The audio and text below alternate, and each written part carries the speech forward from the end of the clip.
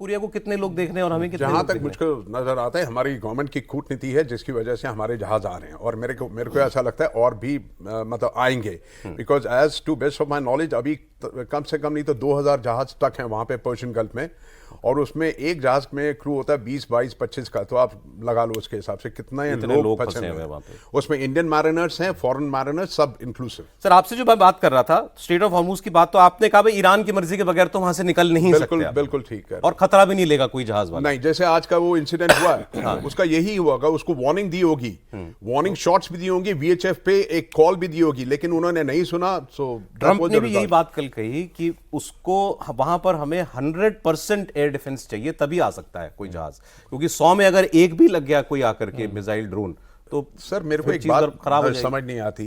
The biggest aircraft carrier Abraham Lincoln और Gerald Ford had been sent back around 1,000 miles away. Why? Because they knew it is like it is sitting ducks when you talk about such a big aircraft carrier. वो वहां तक क्यों नहीं लेके आए? लेके आए थे up to 1,000 nautical miles, उसके बाद रोक दिया। पीछे ले गए। पीछे क्यों ले गए? क्योंकि ईरान की रेंज है। दूसरा, डियागो गार्सिया के बारे में किसने एक्सपेक्ट किया था? Diego Garcia is island in the Indian ocean. वहां से उसने मिसाइल, वहां से 2,500-3 हजार किलोमीटर ठोकी है। आप सही कह रहे हैं।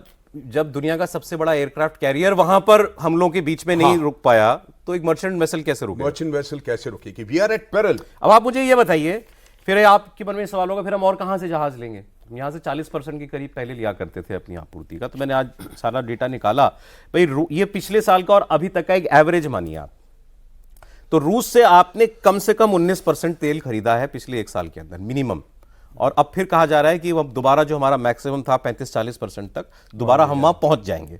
तो रूस आपका एक अल्टरनेट प्रोवाइडर है सबसे बड़ा। सर रूस का बताइएगा, इराक का तेल यहीं से आता है?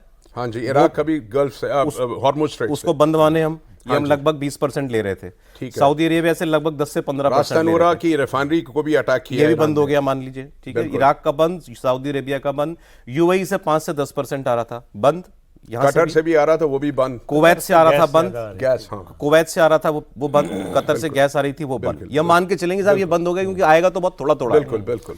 अब बचा क्या? और कौन से कंट्रीज हैं जो सेफ हैं, जो हमें तेल दे रही हैं, जो 1% से ऊपर आपूर्ति करती है हमारी, वरना 1% तो बहुत सारे हैं। इसमें सबसे पहले रूस, उसके बाद नाइजीरिया से 2%, अफ्रीका, अंगोला, फिर वो है इसके अलावा मेक्सिको से 1% और अमेरिका से 4 से 5%, जो कि बढ़ सकता है। तो मोटे तौर पर ज्यादा जो दिखाई दे रहा है अमेरिका और रूस। एक और है पैसेज, जैसे रशिया का वो कह रहे हो, ठीक है, वो क्या है कि नॉर्थ सी से आता है, ठीक है। जितने भी क्रूड के भाव हैं वो ब्रेंट क्रूड से डिसाइड होते हैं। अगर आप देखते हैं ब्रेंट क्रूड सबसे पहले आता है कि 105, ये यूरोप का है, हाँ, जो नॉर्थ सी से मिलता है। Why is it so? Because the sweetest crude, जिसका जो बाई प्रोडक्ट है, यानी आपकी मोगैस, डीजल, उसका सबसे ज्यादा निकलता है। तो हर एक कंट्री उसको पहले लेना चाहता है, इसीलिए उसका भाव थोड़ा फर्क हो सकता है।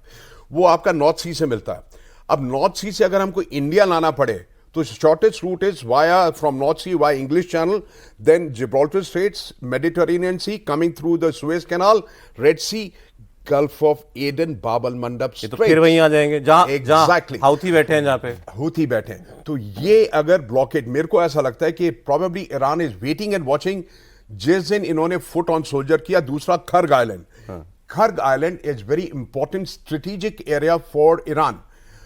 If they had to put foot on ground on Kharg Island, probably in retaliation, Iran may do the same thing, block the Gulf of